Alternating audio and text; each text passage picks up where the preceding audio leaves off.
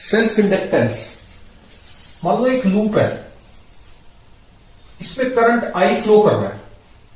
कितना फ्लो कर रहा है? आई। तो अब इस आई की वजह से इस लूप में मैग्नेटिक फील्ड इनसाइड देखें तो कितनी होगी? कैसे होगी? किस डायरेक्शन में होगी? ऐसे होगी ना, आउटवर्ड नॉर्मल, आउटवर्ड नॉर्मल। और आउटसाइड देखें, इसकी वजह से मैग्नेटिक फील्ड कैसे है? Perpendicular inwards. यहां पर अगर देखें तो परपेंडिकुलर इनवर्ड्स, ऐसे। अच्छा, अब हम कंसर्न किससे हैं? इनसाइड से कंसर्न है। तो अब ये जो आई है इस तरह से है। अब ये जो मैग्नेटिक फील्ड है, क्या हम फ्लक्स लिख सकते हैं इस लूप के अंदर? Flux through the loop? Actually नहीं। क्यों? क्योंकि मैग्नेटिक फील्ड जो है इस करंट की वजह से वो वेरिएबल है। इस पूरे लूप में हम मैग्नेटिक फील्ड नहीं बता सकते कितनी है। यहां अलग है, यहां अलग है, यहां अलग है, क्योंकि ये अलग दूरी पे है, ये अलग दूरी पे है, तो अलग अलग मैग्नेटिक फील्ड है। तो यहां पर हम बी नहीं लिख सकते, तो फाई को क्या लिखना पड़ेगा हमें? बी डॉट डी ए, ऐसे ही लिख सकते हैं। लेकिन इसको मैग्नेटिक फील्ड पूरे लूप के लिए तो नहीं बता सकते ना, क्योंकि वेरिएबल मैग्नेटिक फील्ड है, तो इसका फ्लक्स नहीं लिख पाएंगे। अच्छा, अब ये मान लो अगर आई टाइम के साथ चेंज करने लग जाए, if I is time dependent, I is time dependent हो जाए, if I is time dependent, तो होगा क्या? अगर टाइम डिपेंडेंट हो जाएगा आई, मतलब टाइम के साथ वेरी कर रहा है, तो बी भी टाइम डिपेंडेंट हो जाएगा। B is also time dependent, B भी टाइम डिपेंडेंट हो गया। अच्छा, इस बी की वजह से फ्लक्स भी टाइम डिपेंडेंट हो जाएगा, जो फ्लक्स आएगा अंदर। इसका मतलब क्या हुआ? अगर आई टाइम डिपेंडेंट है तो बी भी टाइम डिपेंडेंट, फ्लक्स भी टाइम डिपेंडेंट हो जाएगा। और फ्लक्स अगर टाइम डिपेंडेंट है तो ईएमएफ इंड्यूस कितना होगा? Rate of change of flux होता है d phi by d t. तो ईएमएफ इंड्यूस हो जाएगा लूप पे on the boundary of the loop by Faraday's law हम जानते हैं, तो ईएमएफ इंड्यूस होगा। अच्छा, तो ईएमएफ किस डायरेक्शन में इंड्यूस होगा? अगर मान लो आई इंक्रीज करता है टाइम के साथ, ये जो करंट है इस लूप में टाइम के साथ अगर इंक्रीज कर रहा है, तो ईएमएफ इंड्यूस की जो डायरेक्शन है वो लेंस लॉ से पता चलेगी। अब इसकी वजह से यहां मैग्नेटिक फील्ड ऐसे है और ये इंक्रीज कर रहा है, तो इंड्यूस्ड ईएमएफ लेंस लॉ के हिसाब से ऐसी डायरेक्शन, पोलैरिटी ऐसी होगी कि ये इस चेंज को अपोज करेगा, मतलब बाहर मैग्नेटिक फील्ड को ये कम करना चाहेगा। तो इंड्यूस्ड ईएमएफ कैसे आ जाएगा? ऐसे। मतलब इंड्यूस करंट कैसे होना चाहिए? ऐसे। और इंड्यूस करंट जो है वो इस डायरेक्शन में कब आएगा? जब इंड्यूस्ड ईएमएफ की पोलैरिटी ऐसे हो। दिस इज ई इंड्यूस्ड, तभी तो आई इंड्यूस इधर आएगा। आई इंड्यूस इधर आना चाहिए।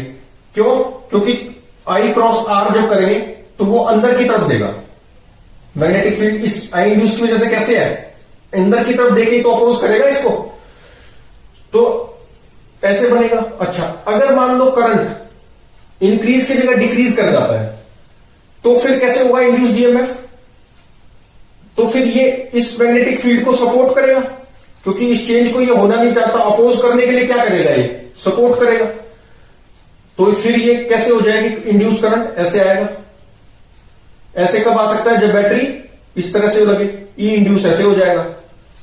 अच्छा, अभी फिलहाल इसको थोड़ी देर के लिए अभी ये मानते हैं कि करंट चेंज नहीं कर रहा, मान लेते हैं करंट आई है इसके अंदर।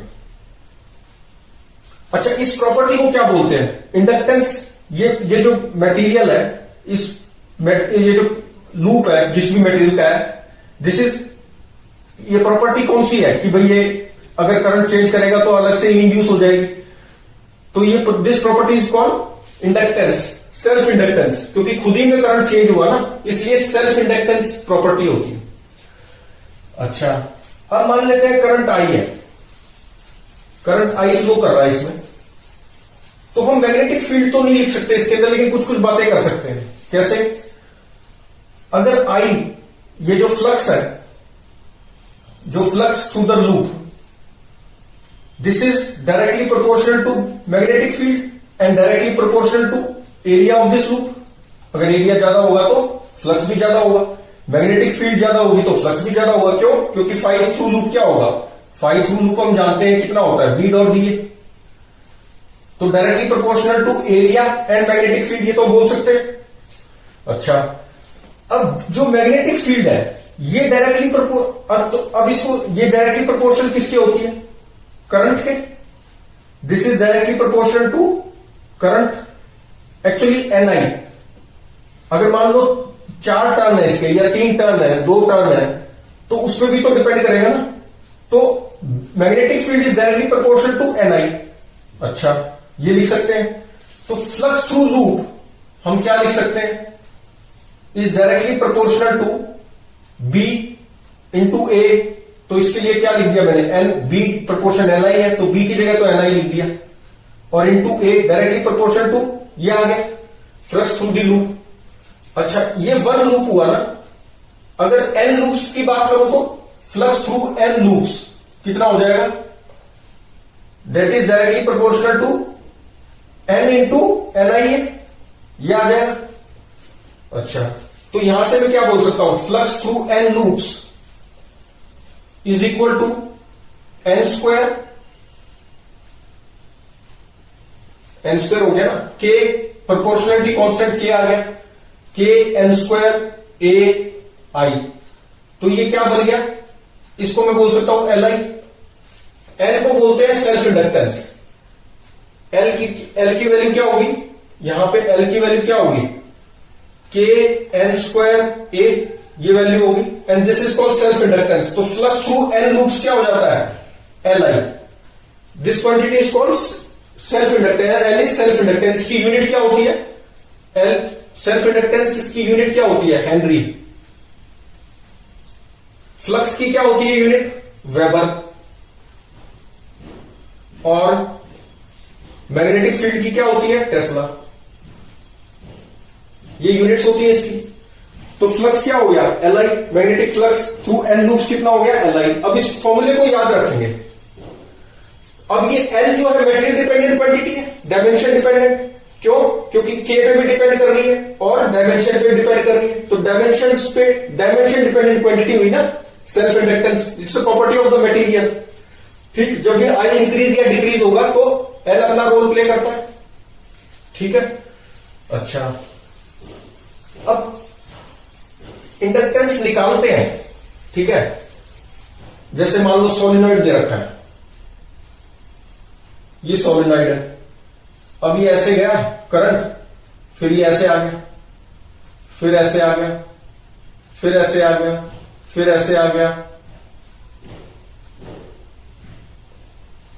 ठीक, ये अब ये ऐसे दे रखा था, क्वेश्चन दे दिया फाइंड एल ऑफ सोलिनॉइड। तो कैसे निकालेंगे? सबसे पहले क्या करो, फर्स्ट स्टेप क्या है कि current pass current I, pass current I, I current pass कर दिया मैंने। ठीक, तो ये कैसे हो जाएगा? ऐसे आया, ऐसे आया, ऐसे आया, ऐसे आया और निकल गया। ठीक है, तो अब कितना होगा flux? Flux through N loops is equal to एक लूप का flux, flux through 1 loop into N कर दूंगा। ठीक है, तो एन फ्लक्स थ्रू एक लूप कितना होगा? मैग्नेटिक फील्ड कैसे है? मैग्नेटिक फील्ड मेरी कैसे है? करंट की डायरेक्शन में curl the fingers and magnet thumb give the direction of magnetic field. तो मैग्नेटिक फील्ड इधर है। एरिया वेक्टर भी मैंने इधर, ये जो टर्न्स हैं ये मान लो एन टर्न्स थे, इनका एरिया वेक्टर किस डायरेक्शन में मान लिया? इसी डायरेक्शन में एरिया वेक्टर हो गया। एरिया वेक्टर भी इधर हो गया, मैग्नेटिक फील्ड भी इधर होगी। तो ये कितना आ जाएगा? B A, B dot A. तो बी और ए के बीच में एंगल कितना है? Dot product of this and this ना, तो एंगल 0 है, तो बी ए कॉस 0 आ गया। ठीक, तो ये कितना हो जाएगा? एन और बी कितना आ गया? Mu naught N I. N is number of turns पर यूनिट लेंथ, तो एन बाय एल कर दिया। ये मान लो लेंथ एल थी, तो म्यू नॉट एन, ये क्या है? एन स्मॉल एन ना, नंबर ऑफ टर्न्स पर यूनिट लेंथ। आई ये होती है मैग्नेटिक फील्ड। एरिया कितना हो जाएगा? Pi R square. Area of the loop is pi R square. होगा कि नहीं होगा? या ए को एक ए भी ए ही रहने दो, ठीक है। पाई आर स्क्वायर को मान लो ऐसे बोल रखा है कि एरिया ए दे रखा है, इसमें दे ही रखा है, आर नहीं बताया, तो इसको ए ही रहने दिया। तो कितना हो गया? दैट इज इक्वल टू, इसको क्या लिख सकते हैं? Mu naught N square upon L area, mu naught N square upon L into area into I. तो ये क्या हो गया? इस और फ्लक्स थ्रू एन लूप्स क्या होता है? L I. तो एल कितना आ गया मेरा? Mu naught N square A upon L, mu naught N square A upon mu naught N square A upon L आ गया, ठीक है। तो ये हम सोलेनॉइड का निकाल पाए। क्या हम इस सर्कुलर लूप का निकाल सकते थे? सर्कुलर लूप जिसका रेडियस मान लो आर था, इसका निकाल सकते हैं? नहीं। क्यों नहीं निकाल सकते? क्योंकि एक मात्र कंडीशन क्या है कि एल आई तो हम लिख देंगे सबके लिए, लेकिन बी पता होना चाहिए ना। जब तक हम मैग्नेटिक फील्ड नहीं लिख पाएंगे यहां पे इस पूरे लूप के लिए, तब तक हम एल कैसे निकालेंगे? कंपेयर करके ही तो एल निकालना है हमें। तो मैग्नेटिक फ्लक्स नहीं लिख पाएंगे तो एल नहीं निकाल सकते, कंपेयर नहीं कर पाएंगे। तो फील्ड अगर जब तक नहीं लिख सकते हम, तब तक नहीं निकाल पाते। तो सर्कुलर लूप का नहीं निकाल सकते। अब मैग्नेटिक फील्ड सर्कुलर लूप की सेंटर पे हम जानते हैं कितनी होती है? Mu not I upon 2r होती है। रेडियस अगर इसका स्मॉल आर है तो ये 2r होती है। तो लेकिन ये तो सेंटर पे हुई, पूरे पे तो नहीं लिख पाए ना, तो इसलिए नहीं निकाल सकते। अच्छा, सर्कुलर टोरॉइड के लिए, उसके लिए निकाल सकते हैं बिल्कुल। कैसे? मान लो ये सर्कुलर टोरॉइड है, ठीक, इस पे भी ऐसे जा रही है, ऐसे सर्कुलर टोरॉइड बना लेना अपने आप। इसके लिए निकाल सकते हैं। कैसे निकालेंगे? Flux through N loops is N into flux through one loop, ठीक है। N into flux through one loop कितना हो जाएगा? बी इंटू ए। करंट कैसे भी जा रहा हूं, बी और ए का डायरेक्शन सेम रहता है, तो कॉस जीरो। मैग्नेटिक फील्ड कितनी हो जाएगी इनसाइड लूप? हम जानते हैं म्यू नॉट एन आई होती है। एन को फिर से लिख लो N by N, small N होता है ना ये, तो म्यू एन को लिख दिया नंबर ऑफ टर्न्स पर यूनिट लेंथ होता था, तो एन बाय एन हो गया। सपोज इसके एन टर्न्स दे रखे हैं, एल कितना हो जाएगा? अगर इसका रेडियस मान लो आर दे रखा है, कैपिटल आर, तो एन बाय 2 पाई आर हो गया। थिन सर्कुलर टोरॉइड का कैसे लिखते हैं? मैग्नेटिक फील्ड ये होती है, तो दिस इंटू एरिया। एरिया कितना हो जाएगा? ए दे रखा है मान लो, सर्कुलर क्रॉस सेक्शन एरिया, तो कितना हो गया? ए, वो ए दे रखा है, पाई आर स्क्वायर भी दे सकते थे, लेकिन मान लो ए दे रखा है, ठीक है।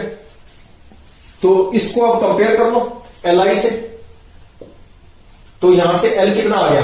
L is equal to mu naught N square, N into N square हो गया ना, अपॉन में into A area of cross section upon 2 pi R. अगर रेडियस इसका कैपिटल आर है तो mu naught N square A upon 2 pi R आ गया। अच्छा, इसी तरह से, तो इसका मतलब हम बेसिकली सोलिनॉइड और टोरॉइड का ही निकाल सकते हैं। सर्कुलर टोरॉइड का निकाल सकते हैं, self inductance L. Circular loop का नहीं निकाल पाए तो 2 का निकाल सकते हैं। अच्छा, अब मान लो सर्कुलर टोरॉइड दे दिया, लेकिन उसका क्रॉस सेक्शन सर्कुलर नहीं है, वो कैसे है? रेक्टेंगुलर दे दिया, ऐसे मान लो, और इसका पूछा भाई इंडक्टेंस बताओ एल। ये एक्चुअली ऐसे जा रहा है, ठीक है, ये ऐसे सर्कल हो रहा है, सर्कुलर ये है, यहां पे इसका रेडियस मान लो ये है ए दूरी और ये है बी, दिस इज बी। तो कैसे करेंगे? तो एक्स दूरी पे ले लो एक, और इसकी हाइट मान लो ऐसे एच दे रखी है। रेक्टेंगुलर क्रॉस सेक्शन है इसका, सर्कुलर टोरॉइड है, लेकिन क्रॉस सेक्शन कैसा है? रेक्टेंगुलर क्रॉस सेक्शन, जिसकी हाइट एच दे दी। तो अब ये यहां पर देख लो, इसको एक सर्कुलर टोरॉइड की तरह मान लो इसको, तो यहां पर सेम मैग्नेटिक फील्ड होगी ना, इसको सर्कुलर टोरॉइड जैसा मान लिया। तो ये कितना हो गया? ये वाला पोर्शन, इसका एरिया दे लो, इसका एरिया और magnetic field, area vector magnetic field का क्या होगा? सेम आएगा। इस पे ऐसे बंधे हुए हैं ना, ये ऐसे रेक्टेंगुलर क्रॉस सेक्शन है, रेक्टेंगुलर। अच्छा, इस पे ऐसे वायर्स जा रहे हैं, ठीक, तो उसका लिख रहा हूं मैं। तो डी फाइव अगर लिखूं इस छोटे से एलिमेंट के लिए डी फाइव कितना हो जाएगा, डी फाइव अगर लिखूं तो अगर डी फाइव लिखूं तो कितना आएगा, mu naught B B A ना, तो बी कितना हो गया mu naught N I, N turns के मान लो एन टर्न्स गिवन है ये एन टर्न्स,